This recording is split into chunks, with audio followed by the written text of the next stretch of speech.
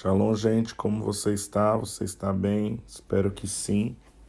Nós estamos compartilhando a leitura do livro Formador de Heróis e nós estamos na parte 2, no qual estamos partilhando 5 práticas essenciais do formador de heróis. Capítulo 7, parte 2, multiplicação de discípulos. Começa assim, ó. Você poderia fazer isso também? Conseguir que artistas aspirantes orientem ou aprendam com os outros é uma das áreas mais desafiadoras para ser um multiplicador de discípulos. Em contraste, um dos mais fáceis é por meio do desenvolvimento de estagiários. Espero que você leia a seguinte história e conclua: nossa igreja também poderia fazer isso. Poderíamos ter um monte de estagiários, pagá-los quase nada e ver os frutos da multiplicação irem além dos nossos sonhos mais loucos. A propósito, veja o apêndice 5 sobre as normas gerais de se pagar os estagiários. Quase nada. Foi assim que aconteceu com Chris Hodges, que trabalhava na Bethany Word Prayer Center, centro de oração pelo mundo Betânia. Ele se mudou para Birmingham, Alabama, para começar a Church of Highlands, Igreja das Terras Altas, que foi lançada em 2001. Ele tinha uma visão para desenvolver jovens líderes e colocá-los no ministério. Em poucos meses, seu único membro da equipe e pastor de jovens, Lane Shrans, recrutou 17 alunos para fazerem parte de sua escola ministerial. A igreja se reunia em uma escala secundária aos domingos e não tinha espaço para o escritório. Então, durante a maior parte do primeiro ano, os internos se encontravam no porão da casa de Lane. Mesmo antes de lançarmos a visão de Chris, era utilizar, treinar e reproduzir líderes em todos os níveis da igreja, diz Lane. Foi assim que começaram a família Chris, a família de Lane, os estagiários e uma mala direta que atraiu 400 pessoas para o primeiro culto. Isso foi há mais de 17 anos. Hoje a igreja é uma das 5 maiores do continente, atraindo mais de 40 mil pessoas por semana. A escola do ministério cresceu também. Todos os anos, mais de 900 alunos frequentam o que hoje é conhecido como Highlands College. Mais sobre esse tópico, depois dedicaremos grande parte do capítulo 11 ao uso de residências como forma de acelerar o desenvolvimento da cultura de formação de heróis de sua igreja. No entanto, acredito que o maior impacto da igreja está além das suas paredes. Aqui está a história.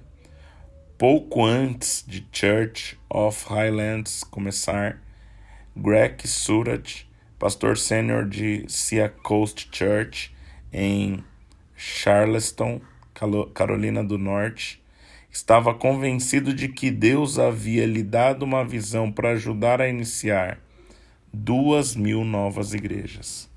Mas ele sabia que não poderia acontecer por meio apenas de sua liderança.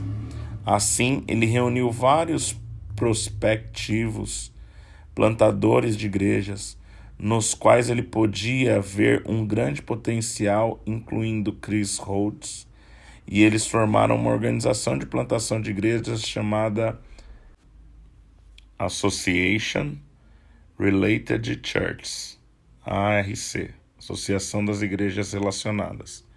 Por intermédio da ARC, Greg ofereceu a Chris $25 mil para financiar a nova igreja, além de qualquer apoio mensal necessário para atender o orçamento para o primeiro ano. A Highlands, Greg pediu a Chris que, uma vez que a Highlands estivesse em funcionamento, pagasse e investisse a mesma quantia em outros plantadores de igrejas. Conheço Greg Surratt há vários anos E este é apenas um exemplo de como ele é um formador de heróis.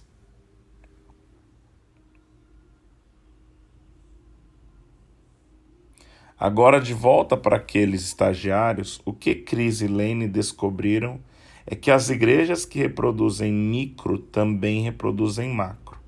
Os estagiários acabam saindo do porão de Lane Assurance e tiveram uma visão de não serem apenas ministros, mas sim formadores de ministros. Hoje, alguns dos estagiários terminam o curso e são contratados pela Highlands Church.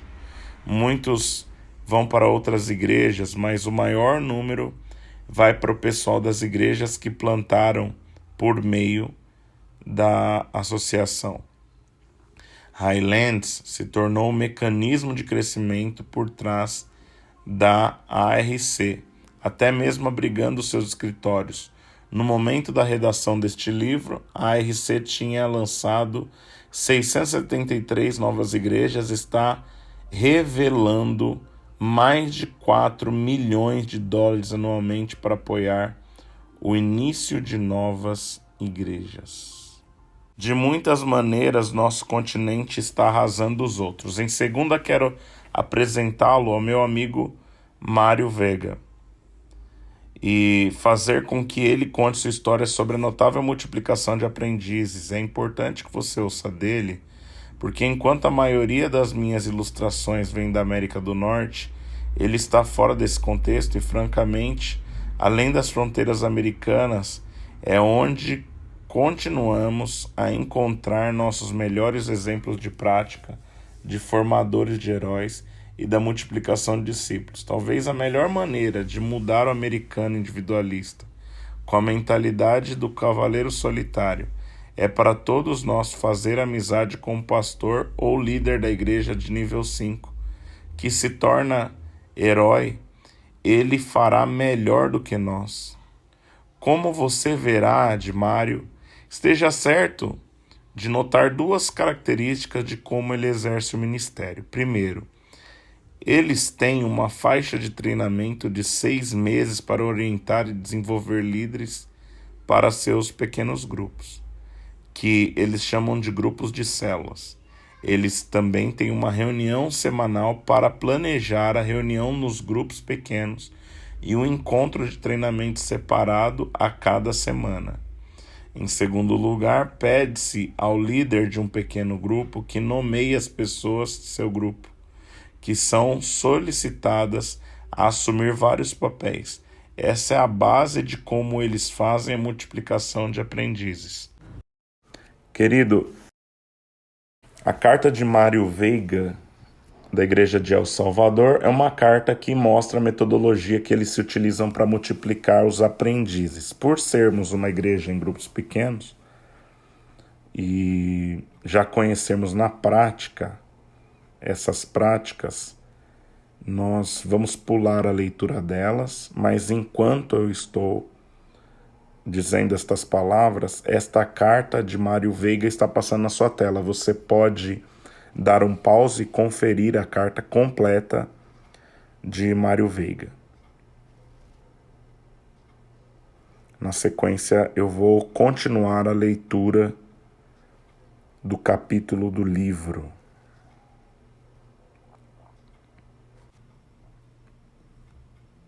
O apóstolo Paulo tinha a mesma mensagem. Eu me pergunto se, por reverência e por Jesus ser divino, às vezes descartamos suas práticas de formação de heróis e pensamos, bem, isso é porque é Jesus, ele é Deus. É claro que ele é melhor, ele é o melhor desenvolvedor de pessoas do universo.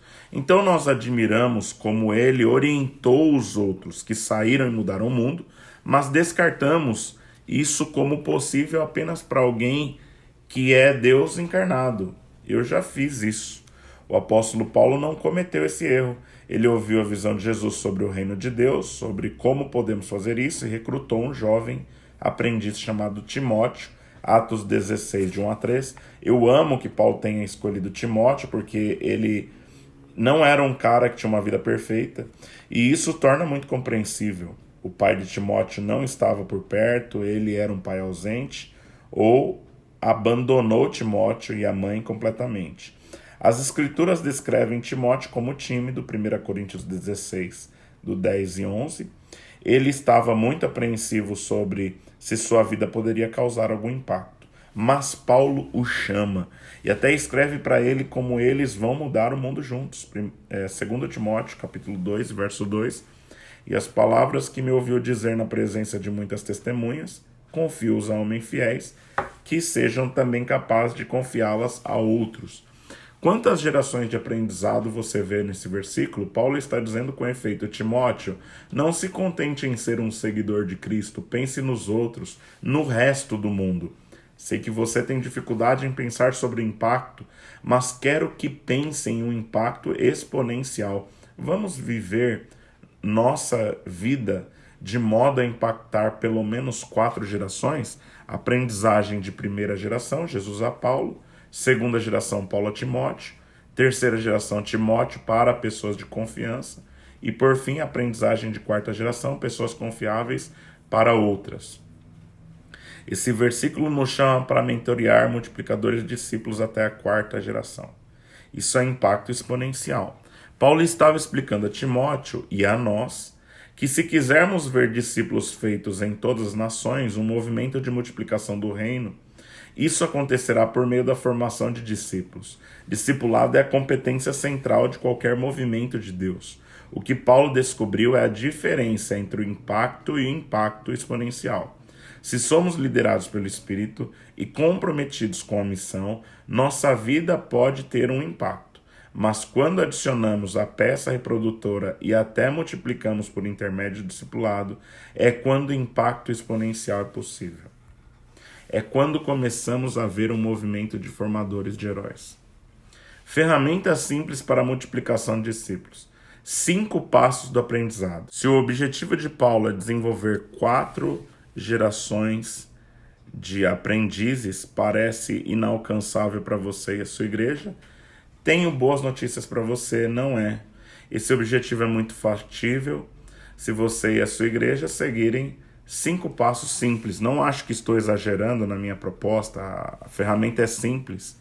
Eu estou prestes a lhe dar, vale 10 vezes o preço desse livro. Essa ferramenta para multiplicação de discípulos tem o potencial de aumentar exponencialmente o impacto da sua liderança, mas você obterá o valor dessa ferramenta somente se você usar.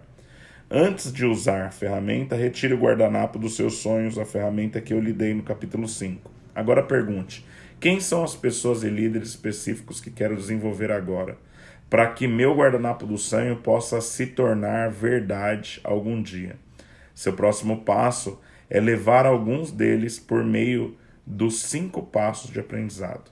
Eric Metcalfe é um multiplicador de discípulos. Ele usou os 5 passos do aprendizado a outros líderes tão frequentemente como ninguém que eu conheça.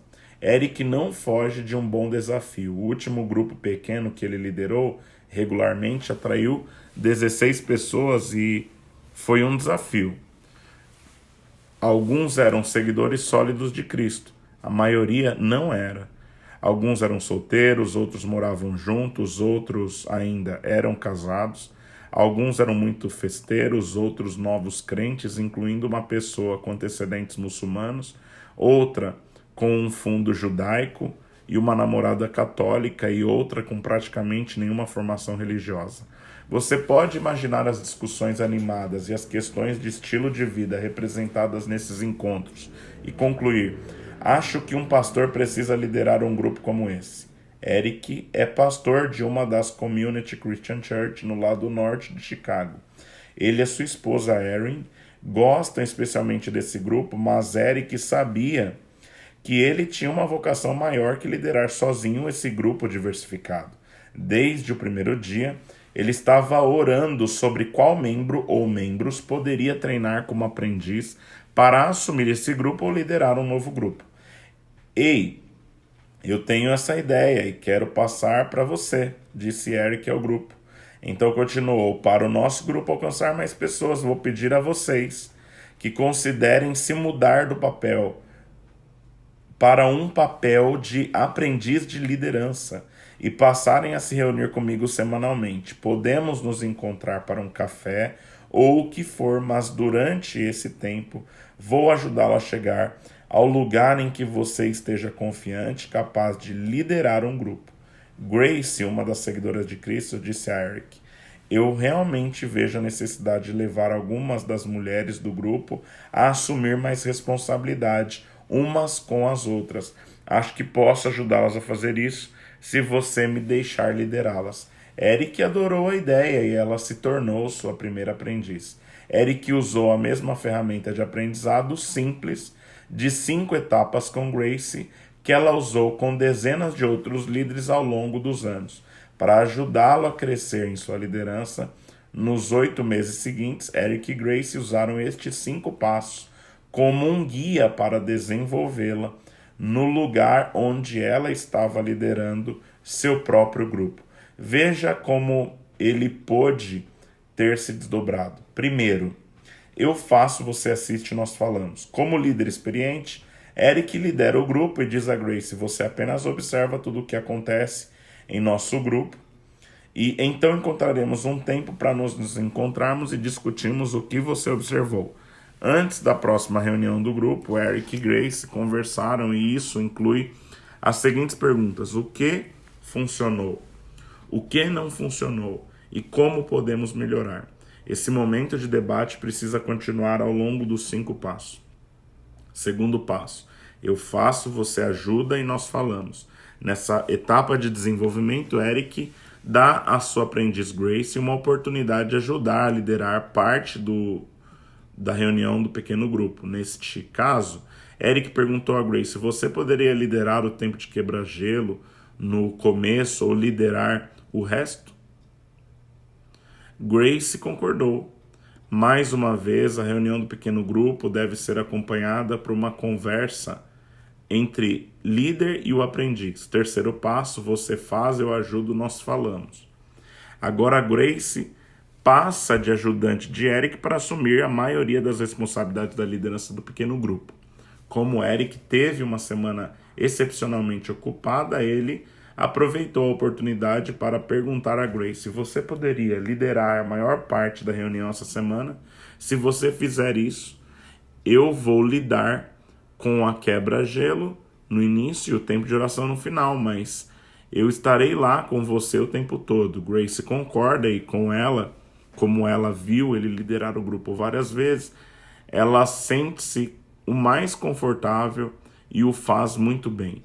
Eric está gradualmente liberando responsabilidades para seu novo líder em desenvolvimento. Quarto passo: você faz, eu assisto e nós falamos. O processo de aprendizado para Grace está quase completo, à medida que ela se torna cada vez mais confiante em seu papel de líder. Eric faz com que ela conduza toda a reunião, toda semana, enquanto a observa, e lhe dá a responsabilidade de encontrar um projeto de culto para o grupo. Na hora do encontro semanal, Eric diz: acho que você está pronta para a liderança. Você acha que está pronta? Com um sorriso, Grace diz: acho que estou pronta. Com o líder e o aprendiz se sentindo prontos para o aprendizado da próxima etapa, eles começaram a planejar se Grace vai assumir o grupo ou liderar um novo grupo e o que Eric vai liderar em seguida. E o quinto passo e último: você faz, alguém assiste. É nesse ponto que o processo de multiplicação se completa. Eric diz: Grace, você fez muito bem, você já começou a pensar em quem você pode mentorear e repetir esse processo? Grace diz: eu já tenho 2 pessoas que expressaram interesse e eu estou me encontrando com uma essa semana. Grace, a ex-aprendiz, está agora liderando e ela começa a desenvolver novos aprendizes. Desde que Eric desenvolveu e liberou vários aprendizes, ele continuou a trabalhar com Grace e outros líderes em uma função de treinamento. Os 5 passos para o aprendizado são realmente simples. Se você usar constantemente esses 5 passos, poderá desenvolver outros líderes que, por sua vez, já saberão como desenvolver outros líderes. Essa é a segunda das 5 ferramentas simples que eu ofereço. uma por capítulo, e todas são práticas e acessíveis. Meu objetivo era tornar cada um tão fácil que você concluiria: eu posso fazer isso agora. E espero realmente que você faça. Então, repetindo os 5 passos: eu faço, você assiste, nós falamos, é o primeiro. Eu faço, você agora ajuda, e nós falamos, é o segundo. Terceiro passo: você é quem faz agora, eu ajudo, e nós falamos. O quarto passo: você faz, eu agora apenas assisto, e nós falamos. E o quinto passo: você faz e alguém assiste. Um mundo de multiplicadores de discípulos em uma geração? Vamos encerrar o desafio de um multiplicador de discípulos com as palavras do almirante William McHaven, que em um discurso de formatura provocou graduados da Universidade do Texas com esta exortação: se cada um de vocês mudasse a vida de pelo menos 10 pessoas, e cada uma dessas 10 pessoas mudasse a vida de outras 10, apenas 10, e depois de 6 gerações essa classe terá mudado a vida de toda a população do mundo, a saber, 8 bilhões de pessoas. As palavras do almirante são um grande desafio não só para recém-formados, mas para mim, para você e para a igreja. Uma vez que uma igreja é muito maior do que uma turma de formandos, nós já começamos a correr. Também temos o Espírito Santo em nós e o Deus do universo querendo que isso aconteça. Nós podemos fazer isso. Para mudar o mundo, precisamos não apenas mudar as pessoas, mas também mobilizar essas pessoas como agentes dessa mudança. Se você, em seus esforços para mobilizar as pessoas, você já se sentiu como se estivesse apenas tentando realizar uma tarefa, vire a página.